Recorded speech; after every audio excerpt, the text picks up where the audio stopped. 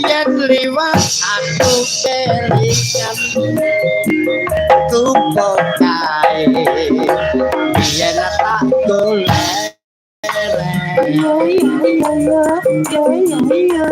neng sadak kepak tulisan warna apa tondo kasih sayang Mbak Riri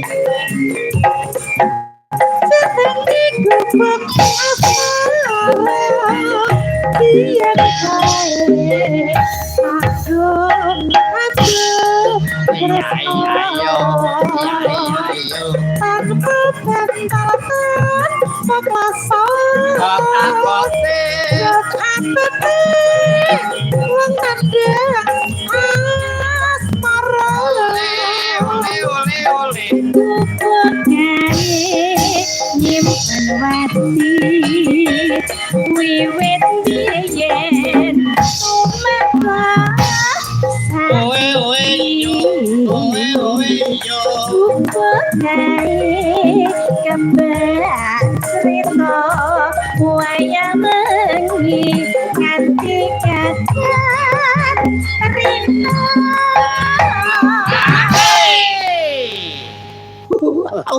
Iceh padang kabeh, iceh melek kabeh. terus Weh, penonton ya tasih patah. Nganu Mas Gareng.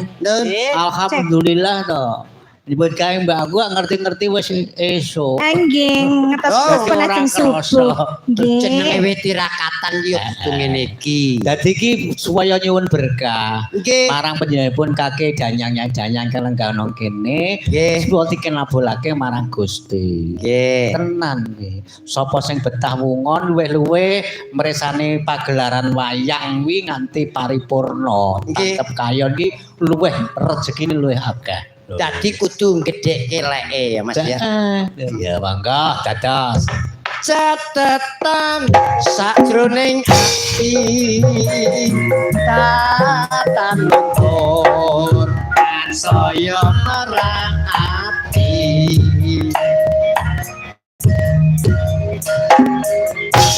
aku kowe dadi garwa mereka leren neng gubuk asmara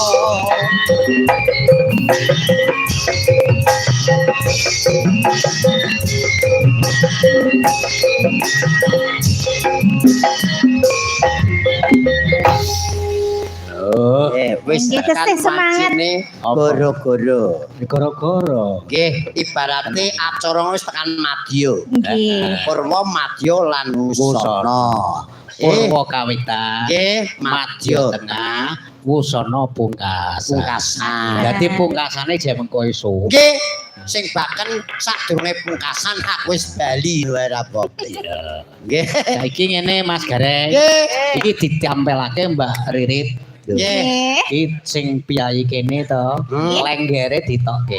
Nah, lenggere sakniki Lho, nggih to ora. Mas Adi ben semangat Wis adi to. oh niki lho. Setuju? iki sing kae Nggih, setuju sedulur. Nggih. cek Lenggeran Kita kebumen mau barang. karo nduk sinten Apa? ini nduk karo sama kakak Mbak Ririt Lita, Apa, Mbak? sama kakak Ririt yuk Lengger. Lenggeran. Nggih. Nggih. sekno Mbak Ririt, Ora apa-apa. lenggere Mbak Ririt mawon kula tak lungguh soalnya gini kula udulek ning cengger. Jadi kalau semanten iku Mbak Ririt iki wis terkenal. Heeh. Wonten ing Campur Sari, Heeh. Sanggabuana. Loh, aku Mbak nang Noni ya mesti ana Mbak Ririt. nggih Wis ngene Mas Gareng. Nggih. Aku tenan. Jadi aku ki ora arep ndur gawe-gawe ngapusi marang keluarga desa Kebon Manis. Nggih.